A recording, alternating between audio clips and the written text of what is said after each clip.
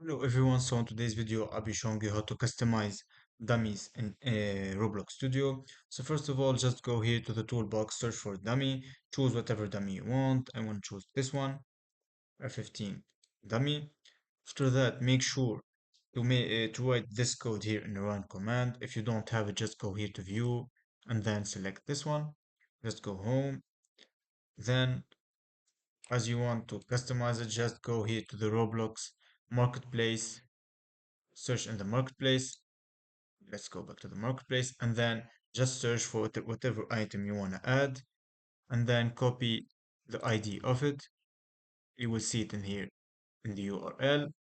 Let's copy it here, then go to Roblox Studio and put it here in the load asset. Click on OK and you will have it here in the model. Just select the accessory and put it inside the dummy.